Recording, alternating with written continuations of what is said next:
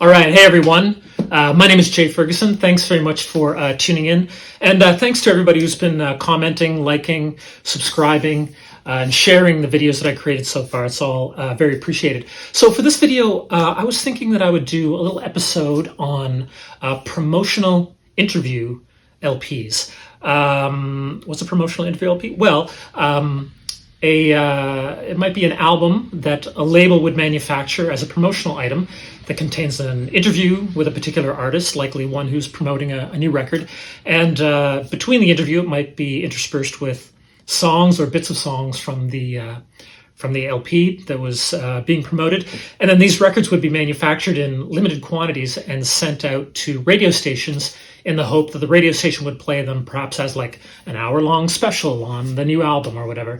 So it was a good promotional tool, basically just to get the word out about a new album by an artist. I don't know how they would do it these days. Either artists would go to the radio station, or they'd do a Zoom call, or it might just be a video that is sent to a radio station or an MP3 or whatever. But back in the 70s and 80s, a record company would manufacture a record that a station would play over the airwaves. They're out there in the field. You can find them. Obviously, they weren't for sale in stores. There are interview albums for sales in stores. There have been real one, official ones. There's a good Paul McCartney interview one. There was a couple of semi-legit Beatles ones as well. And there's a John Lennon and Yoko one called Heart Play, I believe. But the ones I'm going to focus on were promotional only. So you might find them in used and vintage record stores. Why collect these sort of things? Well, when I was growing up, there obviously was no YouTube or anything like that. So if you wanted to hear an interview with maybe your favorite artist, you would, just hope to catch one on TV. Maybe they'd be interviewed on TV I remember, actually, I was a big R.E.M. fan growing up, early R.E.M. in the early 80s. And, Peter Buck, the guitar player, was being interviewed by Entertainment Tonight.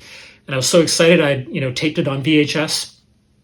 The interview was maybe 3 minutes long, but I probably watched it 65 times, So I was just desperate to, hear the artists that I enjoyed. I just want to hear them talk about their music or whatever. So back in the day, without YouTube, it was few and far between that you could hear or see interviews with your favorite artists. Like I said, unless you caught them on American Bandstand or Entertainment Tonight, or there's some good CBC programs up here as well. So these interview LPs were kind of a cool fix to hear, an interview with one of your favorite art, and also cool albums to collect as well. If you're into collecting records, kind of married a couple of things you might like. So the first one I'm going to show is I think the first one I ever got, and I bought it here in Toronto. I came up here with my mom in the summer of 1982, and it was right when I was getting into collecting records. So I was dragging her to a number of vintage record stores, and this was the one that I got. It's by Nick Lowe. It's called An Interrogation of Nick Lowe, alias Nick the Knife. So this is from 1982. There's the back cover. He would have been promoting his, I guess, technically third solo LP called Nick the Knife. And I'll just take it out so you can see the label. I know some people like to see it. Well, it's in this sort of sleeve, whatever, with a bit of a glare. I don't know if you can see it, but it's the typical kind of Columbia white label, promotional labels there. Anyhow, this was a great interview. I'd never really heard Nick Lowe speak before, and I was a really big fan. I dragged my mom to Vortex Records on Queen Street East back in the summer of 1982, and I met the owner there, and I remember this was on the wall for less than $10, and I remember it had a slight little warp in it that didn't really affect the play, but he was super nice to me, and I think he sold it to me for $2.50. So thank you very much, Bert, if you're watching. I'm sure you're not, but anyhow, this was a really cool find, and it's a great it's a funny interview as well. Nick Lowe is a funny guy, and I took some notes about these, so I'm just going to review here. It's a funny interview. There's a lot of insights into his songwriting, because obviously he was promoting that record and talks about the particular songs. And this album, it would have been after Rockpile, his band with Dave Edmunds, Billy Bremner, and Terry Williams they had broken up. So there's he does talk about Dave Edmunds, but he definitely doesn't dig into Rockpile very much. But a wonderful interview and funny, and the first one I ever got, and I was happy to find that here in Toronto. The next one is connected to Nick Lowe, and I probably got this around the same time, but not here in Toronto. This I found in Halifax, and it's actually Dave Edmunds' interview LP from the College Radio Network Presents. And Dave Edmunds was on the Swan Song label. That's the front cover there, and an awesome looking Dave Edmunds, awesome leather jacket. And he was kind of promoting Tracks on Wax 4, but also the album Get It had come out the year before. So this is from 1978, and he talks about, at this point, the band Rockpile would have been together, and or I should say Dave Edmunds and Nick Lowe have been working together, not necessarily, they would have been touring under the name Rockpile, but hadn't released records under the band name Rockpile. It's all very confusing. But Dave and Nick Lowe were still collaborating. They would work on each other's solo records. So he definitely, in the interview, talks a lot about the dynamic of recording albums simultaneously. They would record a bunch of songs, and some would go on Dave's record, and others would go on Nick's record. And in this interview, he also is sort of saying, "I can't wait to be under the same umbrella. We're not on two separate record labels. We can all be under the one umbrella and known as Rockpile." And that happened in 1980, and then basically they broke up the next year. So anyhow, there you go. Wonderful record. I'll show you the label as well, because like I said, one of these old A&M sort of sleeves. People remember those? And it's just on the Promotional Swan Song label, the label run by Peter Grant, Led Zeppelin as well. Anyhow, there you go. Cool interview. I was a big fan of Dave Edmunds and Nick Lowe, the store that I worked at in Halifax in the early 80s. The guys who hung around the store and the owner were both big fans, so it really rubbed off on me, and I love those records, and I still love them to this day. And it's just cool hearing an interview with Dave Edmunds. Talks a lot about his production style as well. He's also a producer as well as a solo artist, and not as much a songwriter. This next one might be, those would have been the first two I bought. This next one might be the earliest interview LP that I have, and I love it very much. I found it at a record fair here, I don't know, within the past 10 years, but it's an interview. The cover doesn't show much, does it? But it says, an interview with Mick Jagger by Tom Donahue, April 1971. So this would have been there's nothing on the back there, but I'll show you the label as well. This would have been an interview LP in order to promote the Sticky Fingers LP by the Rolling Stones. And as you can see, it's kind of got the classic Rolling Stones records label. Now, this interview is, I don't know what this would have been used for. It was it's very lo-fi. I don't know if a radio station would have played it. Maybe they would have played it. But it's very in the distance. And I think Charlie Watts is even there and chimes in, but it's not very high fidelity. But it's a wonderful interview with Mick at the time, and kind of candid. And actually, there's so much business chat. He's just talking about the previous tour that they did, and like the venues and the capacity and the money they were making, and how we toured Europe and we spent all the profit on transportation. And what else? Oh, and he's also complaining already by 1971. We're playing shows and they just want to hear the oldies already, 1971. So I don't know. Should I, just wait till 2019, Mick? What do you think you're going to be playing? Anyhow, it's a cool interview, and they talk about Apple Records as well as being an influence on Rolling Stones records, their label, and also this, as well as that Dave Edmunds one, I should mention this one as well. Both of these were kind of bootlegged as well. The Dave Edmunds, strange that would have been bootlegged. That one's an original, but you can sort of tell by the printing is not as good, and the labels look a little bit different. But this one, I know you can tell by the little Stones logo in the corner there. It's kind of crisp on this, but on the bootleg one, it's really kind of pixelated as well. So there's a tip. Wonderful interview, and a really cool promotional interview LP from Mick Jagger. And once again, speaking of Mick Jagger, let's jump ahead about 12 years. It's funny that between Sticky Fingers and between Undercover, it was only 12 years. So this is from 1983. This one, it was a think it was already a radio show, but they pressed it up. I guess, who would have pressed this up? It would have been The Source, which would have been like probably a radio group, probably a larger company that owned a bunch of radio stations, or maybe they just owned a lot of content that was sold to radio stations. If you know exactly what The Source is, I didn't do my research, so leave me a comment perhaps. But yeah, I have a soft spot for early 1980s Rolling Stones, and Undercover of the Night. I love that track. Feel free to challenge me in the comments as well. And anyhow, this record was from 1983, and it's basically Mick talking about each of the tracks on Undercover, and the source of them, and the inspiration for them, and the little bits and pieces about the recording as well. And I like the stuff on this. It's like this interview record is sponsored in part by Agree Shampoo and Conditioner and Levi Strauss and Company. Mick Jagger presents the Rolling Stones Undercover, a 1-hour radio event. Brought to you by Agree Shampoo and Agree Conditioner. They turn up the volume in your hair. Anyhow, it's pretty great. I love this one. I was happy to find this. Is not that difficult to find. I found this here in Toronto at a local store. And I remember going back the next week and they had another one. So it seems like they're probably not too much of a challenge to find. But I'm a fan of the Rolling Stones, very big fan of Mick Jagger. And this is a whatever. I'm happy to hear him interviewed in any era. But it's cool because I don't know if there were was there a lot of press for Undercover, that album? They didn't tour behind it. There's a few interviews out there, but anyhow, this is a cool analysis of the track by track, if you're interested in that record. Going to move a few years ahead to a band that I loved during the 1980s. They made a string of great records, and led by the songwriter Paul Westerberg. Here's an interview album by The Replacements. An interview with Paul Westerberg from 1987.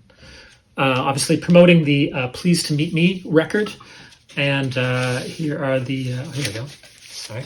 The labels. It's kind of on it's like the Warner Brothers music show. There's a bunch of these kind of interview promotional records on that label. I don't know if you can see it in the glare there.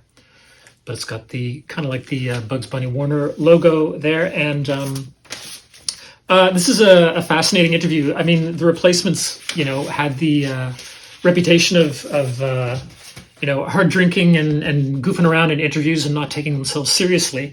But this was a really interview. I mean, maybe it's because Paul Westerberg was on his own and wasn't being egged on by Tommy Stinson or something. But, it's a very thoughtful interview. He talks a lot about his songwriting process, and specifically about a lot of great songs that were on this record, like The Ledge, and Nevermind, which is a wonderful song, and Alex Chilton, which he sort of jokes that Alex paid him $50 to write that song for him.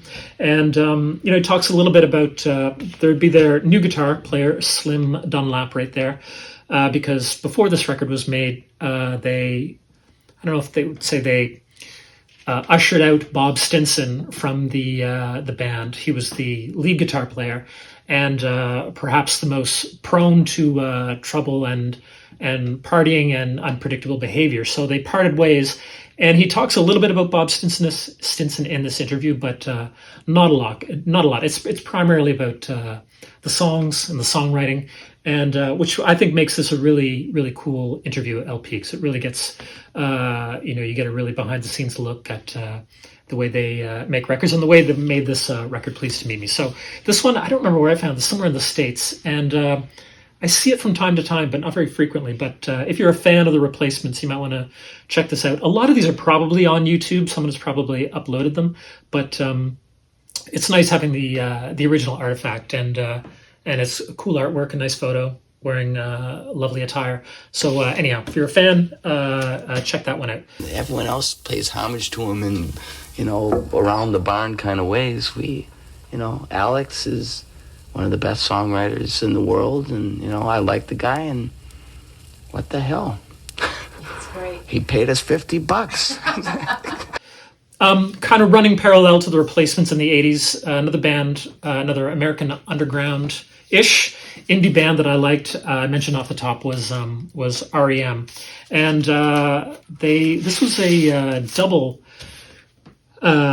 interview LP called "Should We Talk About the Weather?" There's the front cover. There you go.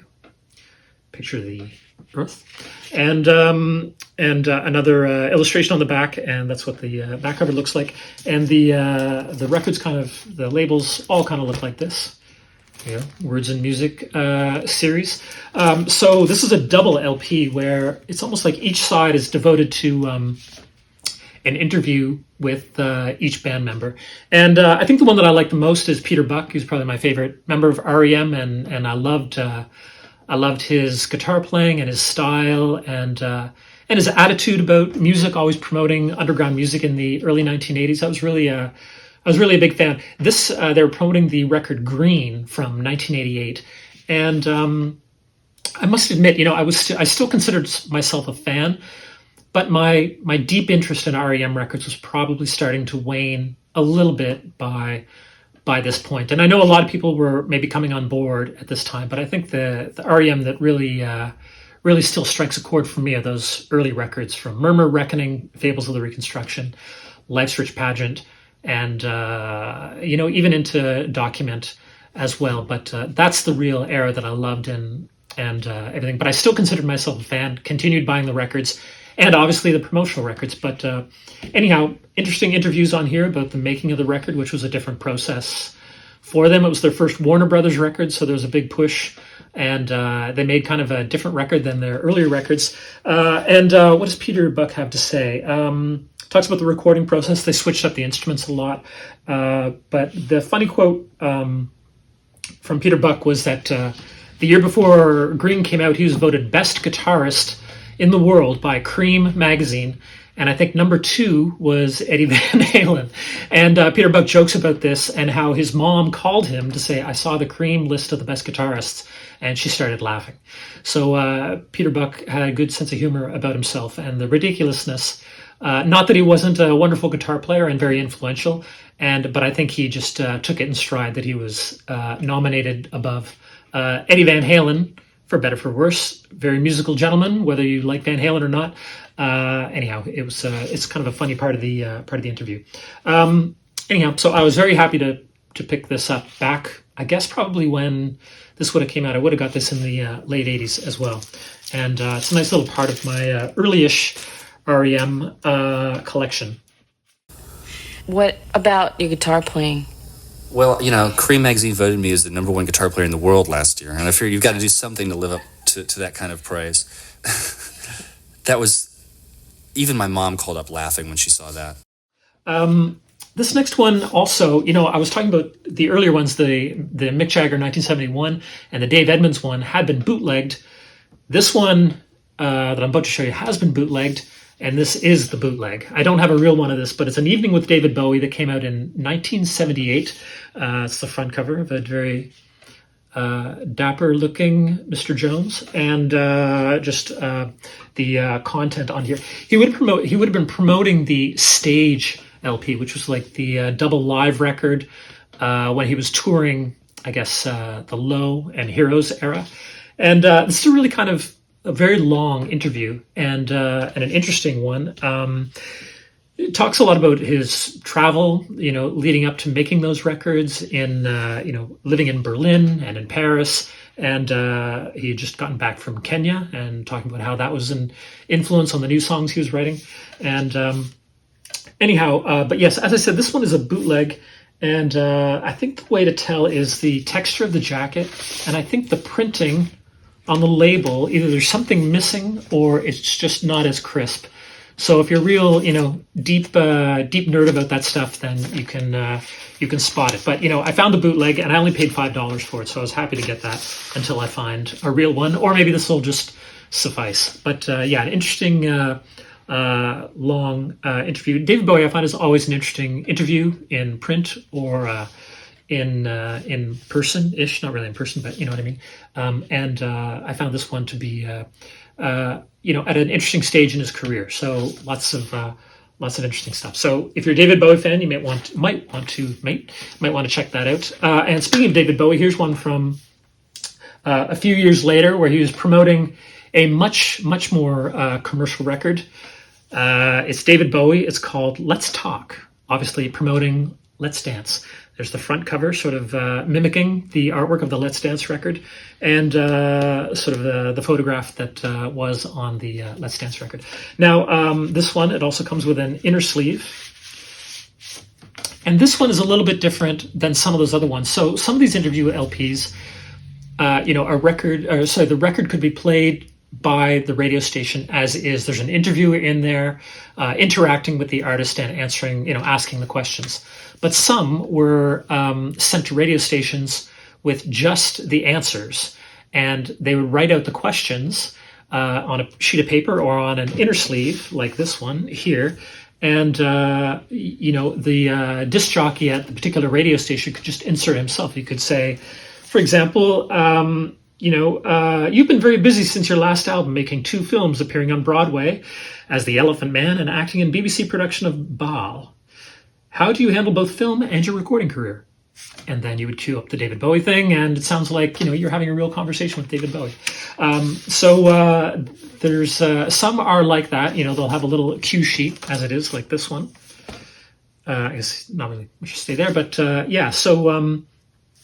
they could be, much more personalized by radio stations. This one, it talks a lot about, how his dream would be to direct the unharnessed energy of Iggy Pop. So even by this stage, China Girl appeared on this record, which was an Iggy Pop song. And, he's still, I feel like throughout his career, he's always kind of championed Iggy Pop. And it didn't stop even well into the 80s as well. And he continued to work and produce records for David Bowie even beyond this. And it's kind of endearing to hear how much he valued David Bowie, probably as a friend, but also as an American artist. So, just a short, straight, dramatic piece for television. I think Iggy, apart from being one of America's foremost poets in new writing, I think he has potentially a great amount of unharnessed energy, which could be turned theatrically into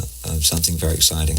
So kind of an interesting interview from this time, and also talks about the influences of the songs on Let's Dance. Maybe a divisive record. This record came out when I would have been my early teens, and I liked David Bowie, and I really liked this record, and I still like this record. I like a lot of those big, over-the-top pop records from the 1980s, and this kind of falls into that category. So I know a lot of people probably, would cut off David Bowie around Scary Monsters, perhaps, or maybe earlier. But I still will, go a few years beyond, and I like Let's Dance. Anyhow, interesting interview, as always, with David Bowie. Sort of around the era, maybe a couple years earlier, is this one. And I found this early on when I was starting to collect records. And this one is called Filling in the Gaps, The Who. I see this around from time to time. It's not that hard to find. Again, a double LP where I think... Actually, Pete Townsend gets 2 sides. John Entwistle gets a full side. And poor old Kenny and Roger they have to share one side. But I guess Pete Townsend is always the sort of most outspoken. And this one contains there's the front cover and there's the back cover. Dear Station, this is your do-it-yourself interview with The Who. All you have to do is add a DJ and IDs. The interview questions and cue sheet are enclosed. Have fun. There's actually I guess there's no cue sheet because the interviewer is actually on this LP, and I actually find he's a little bit cynical. He's like, so Pete, another album, another tour, do you ever get tired of it? It just seems a little bit a funny way to start off an interview with one of the greatest rock artists of all time. Maybe he's just trying to be casual, but they would have been promoting their Face Dances record at this time, which would have been the first album without Keith Moon, and the first album with Kenny Jones on drums. Kenny Jones, yeah. And I'll just take this out so you can see the labels. It's in those sort of classic Warner Brother clear sleeves, and they kind of just look like that. And all these records often say, promotional copy, not for sale on on the labels, just to indicate that stores should not be selling them, but you can always find them in vintage and rare record stores, obviously.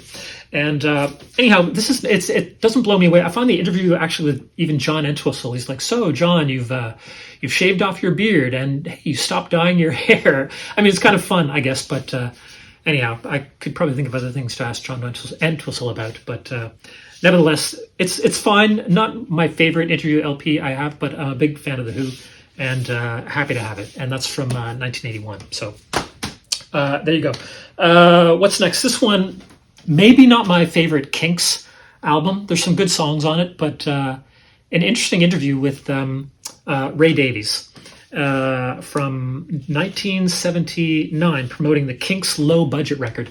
And speaking of low budget, they didn't put a lot of money into this either. It's just like a sticker across a blank sleeve on the Arista label.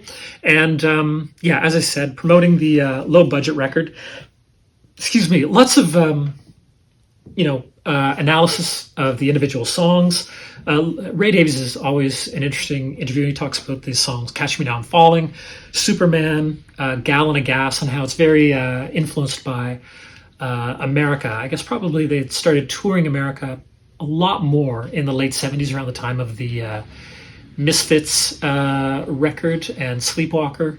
And I think they were really starting to gain more traction in America by that point, and getting probably more airplay on FM radio and things like that. And I feel it really culminated probably in the early 80s with Give the People What They Want and State of Confusion, where they're having massive hits and having videos on MTV as well. But in this era, they're starting to have, some songs on the radio again.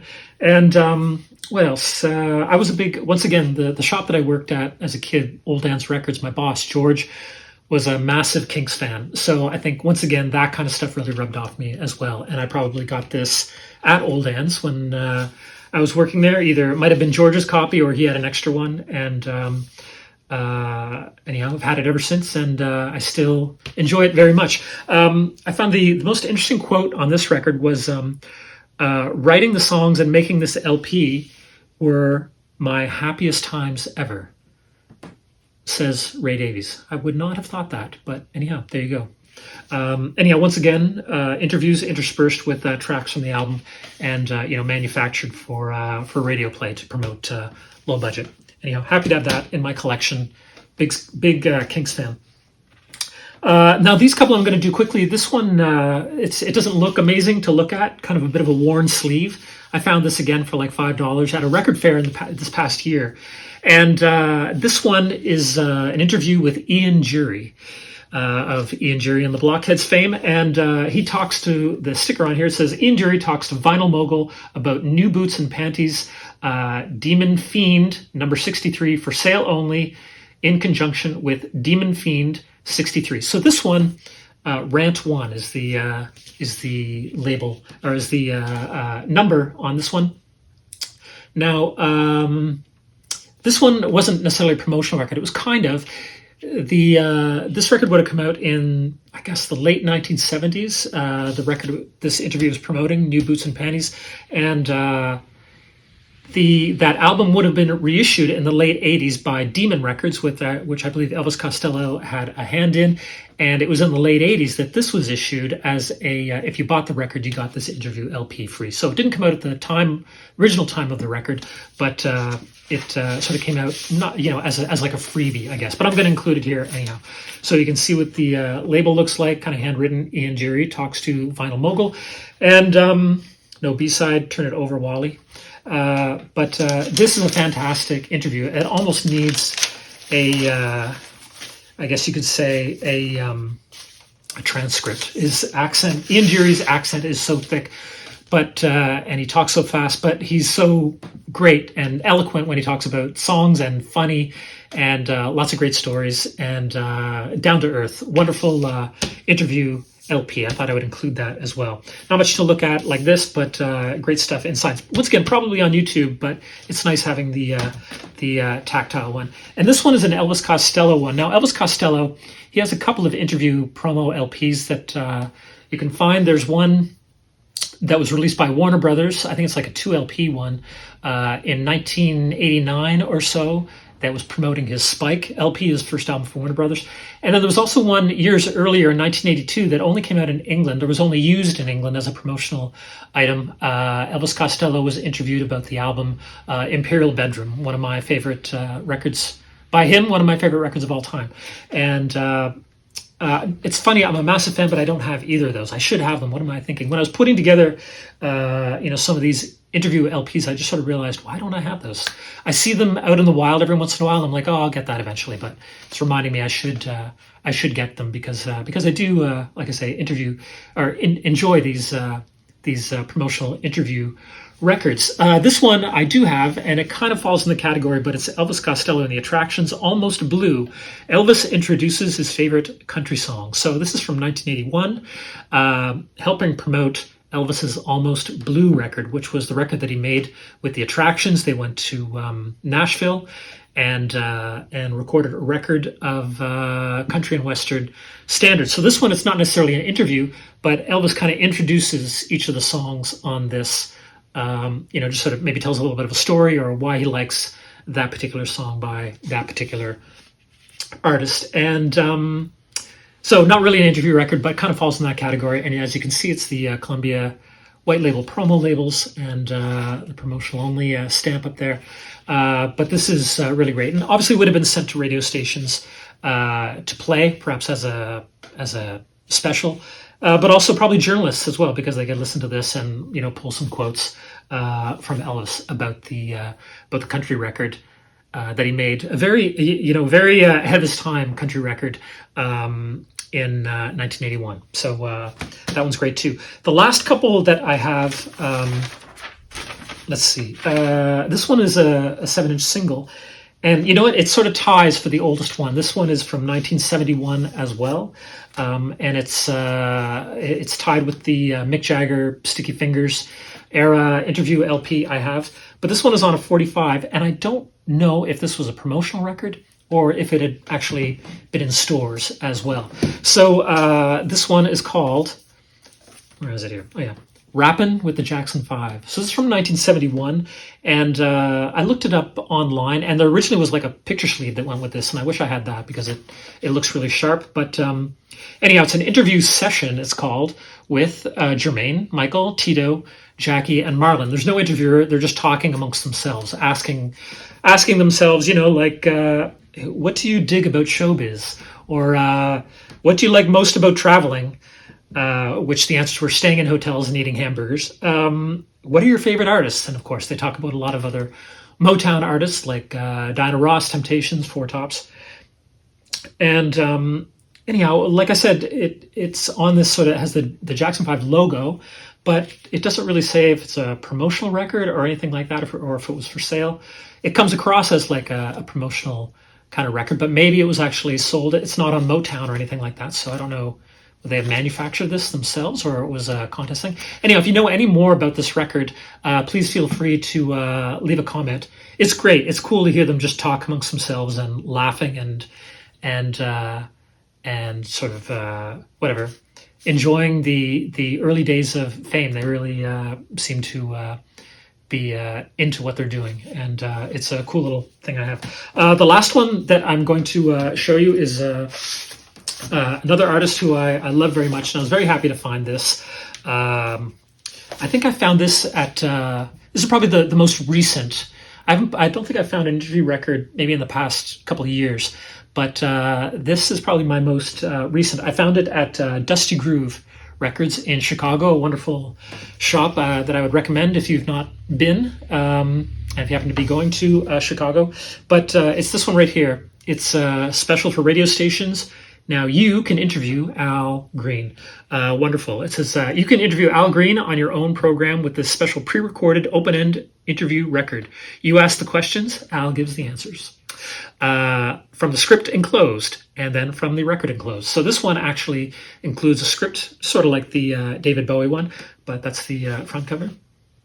And a note from Fred Robbins, Robbins Nest Productions, who probably helped put this record together. And anyhow, he would have been, this is from 1972. I think he was promoting the Let's Stay Together record, like maybe the peak of his popularity in the early 70s. Big Al Green fan, and I love all of those early records on High Records. And yes, so the sheet that's included, it's right here. The Al Green radio special, open-end interview program with music. And yes, so as you can see, it has the interview questions, and then just sort of what the, what Al starts to say, and his closing cues so that you can be ready to ask the next question, or the disc jockey can ask them as a question. But the interview questions that they're suggesting are pretty funny. So, hi, this is Al Green. Hope you like my new album. The interviewer is supposed to say, "What a gas, having such a smash hit, huh?" Anyhow, let's see. There's other ones. I think the end is pretty great. Al Green says, so I might as well just die singing. The interviewer is supposed to laugh and says, "Well, you'll kill a lot of people before you do, that's for sure. It's been a gas rapping with you, Al."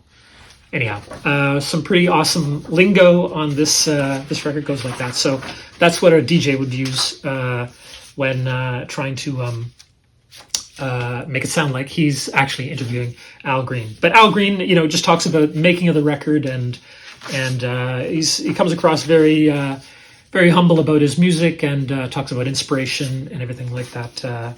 It's lovely to hear his perspective, and his stories as well. He's great.